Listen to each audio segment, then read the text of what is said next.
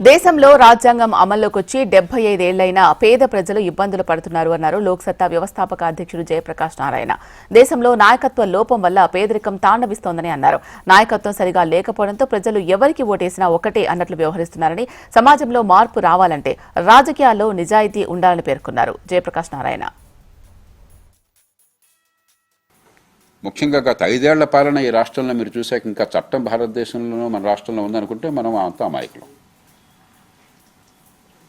బడితో ఉన్నవాడిదే బర్రె, ఖండబలంతో బండ న్యాయం.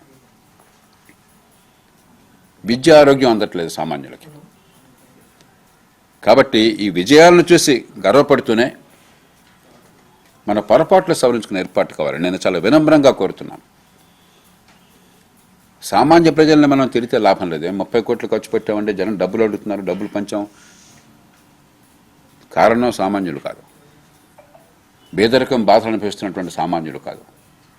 ఎన్నిసార్లు ఓట్లేసినా బతుకు మారని, తలరాతలు మారని సామాన్యులు కాదు తప్పు చేస్తున్నది నాయకత్వాలు, పార్టీలు, పాలనా యంత్రాంగం, మధ్యతరగతి, కాస్త కూస్త తెలిసిన మధ్యతరగతి, మీడియా, పత్రికా ప్రపంచం, పారిశ్రామిక ప్రపంచం. ఎందుకంటే వీళ్ళందరికీ మనందరికీ హంగులు ఉన్నాయి, మనందరికీ బలం ఉన్నది, మనందరికీ గొంతు ఉన్నది, మనందరికీ విషయం తెలుస్తోంది. మనం చేసిన పొరపాట్ల భారాన్ని సామాన్యుల మీద నెడుతున్నాం.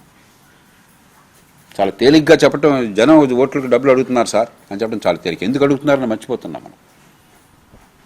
ఎవరికి ఓటేసినా నా బతుకు మారదన్న భావం ఉన్నప్పుడు చచ్చునుడి పెళ్లికి వచ్చిందే కట్నం అని చెప్పిన డబ్బు తీసుకుంటున్నాడు తప్ప ప్రజలు చెడ్డవాళ్ళు కాబట్టి కాదు. మనం నిజాయితీ అని చర్చ కావాలి, ఈ సమాజంలో మార్పును తీసుకురావాలని చెప్పండి.